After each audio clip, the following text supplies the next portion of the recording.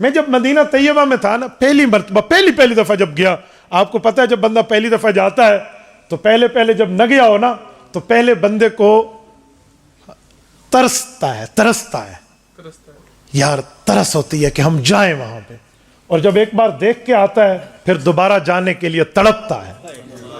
ابھی مجھے سب کہہ رہے تھے نا کہ ہم باعث کو جا رہے ہیں، یقین مانیے میں پتہ نہیں کیا بات کر رہا تھا، میں نے ساری بات روک کے ان سے پوچھا، میں نے کہا کیسے جانا ہے، کیسے آنا ہے؟ مدینہ ہے نا یار، کہتے نا آنے والوں یہ تو بتاؤ شہر مدینہ کیسا ہے۔ حضرت لاہوری رحمت اللہ علیہ کے سلسلے کے بزرگ مجھے وہاں ملے، پہلی مرتبہ جب میں گیا، سننے والا واقعہ ہے مسلمانوں، میں بات پوری کر رہا ہوں، توجہ رکھنا۔ آنے دے بچے کو، آنے دے، آ جاؤ بیٹا، پتہ نہیں کوئی میرے متعلقہ چیز ہونی ہے، چلو بسم اللہ۔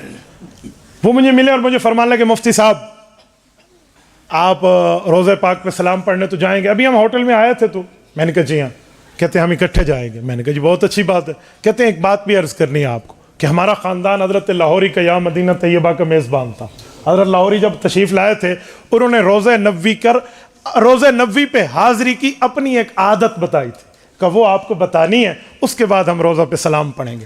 میں نے کہا جی بہت اچھا، بتائیے۔ انہوں نے کہا آپ جو روزہ پہ جائیں گے کیا کریں گے وہاں پہ؟ تو میں نے پوری ترتیب عرض کی جو ہم نے شریعت میں پڑھا ہے کہ روزہ پاک پہ جو بندہ جائے تو کسی کے گھر خالی ہاتھ نہ جائے، درود پاک کا تحفہ لے جائے، قرآن کریم پڑھ کے حضور پاک کی خدمت میں لے جائے، حضرات شیخین کے پاس لے جائے، جن دوستوں نے سلام دیے ہوں وہ پہنچائے۔ تو میں نے ساری اور استشفاء کرے رسالت میں آپ کی خدمت میں پوری بات پیش کی۔ انہوں نے کہا ٹھیک ہے سب پہ ٹھیک کر دو۔ کہا ایک چیز رہ گئی۔ کہا میں نے کہا کیا؟ میں نے بڑا سوچا، میرے پاس جواب نہیں تھا، سیدھی بات ہے، جتنا مجھے پتا تھا میں نے سنا دیا۔ مجھے کہنے لگے کہ حضرت لاہوری فرماتے تھے میرا ایک ذوق ہے۔ کہا وہ کیا ہے؟ کہا حضور پاک کے سامنے جب حضرت لاہوری جاتے تو وہاں عرض کرتے کہ یا رسول اللہ میں نے سلام بھی پڑھ لیا، درود بھی دے دیا، آپ کو دوستوں کے سلام پہنچانے تھے وہ بھی دے دیے، اور جن دوستوں نے استشفاء یا اپنی جو بھی پوری بات ہو گئی، اب ایک چیز رہ گئی ہے۔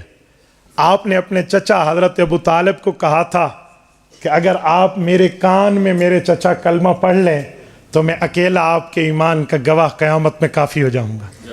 تو کہا یا رسول اللہ اب میں آپ کے روزے پہ حاضر ہوں اور میں کلمہ پڑھ کے اپنے ایمان کی تجدید کر کے آپ کو ایمان کا گواہ بناتا ہوں۔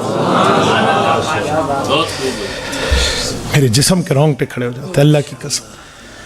کہا پھر حضرت لاہوری حضور پاک کے روزے پہ کلمہ طیبہ پڑھتے اور اپنے ایمان کی تجدید کرتے۔ سنیں ایمان کی تجدید کر کے حضور پاک کی خدمت میں عرض کرتے یا رسول اللہ یہ جو میں سلام پڑھ رہا ہوں، یہ جو میں کلمہ پڑھ رہا ہوں، یہ آپ کو اپنے ایمان کا گواہ بنا رہا ہوں اور امانت آپ کے حوالے کر رہا ہوں۔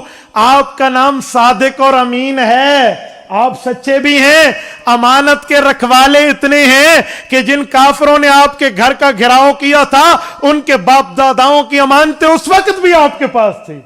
یا رسول اللہ اس فقیر امتی، اس حقیر و غریب امتی کی یہ امانت بھی اپنے پاس سنبھال لیں، قیامت میں اللہ تعالی کے دربار پہ میں آپ سے لوں گا اپنے ایمان کو ثابت کرنے کے لیے۔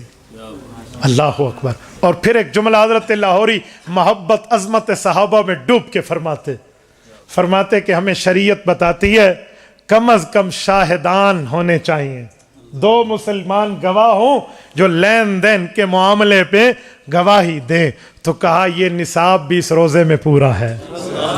لاہوری فرماتے حضرت ابو بکر و عمر رضی اللہ عنہما آپ دونوں ہمارے اس معاہدے پہ گواہ ہو جائیں، کل قیامت میں دربار الہی میں احمد علی کے ایمان کا سوال ہوگا، میں حضور سے اپنے کلمے کے ایمان والی گواہی لے کر اگر دربار الہی میں پیش کروں گا احمد علی کو جنت جانے میں کوئی نہیں روک سکتا۔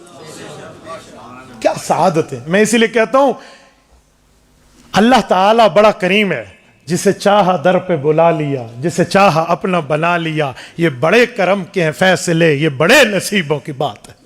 اللہ ہم سب کو عطا فرمائے۔ تو روزہ پاک پر تو ایسی چیز ہوتی ہے۔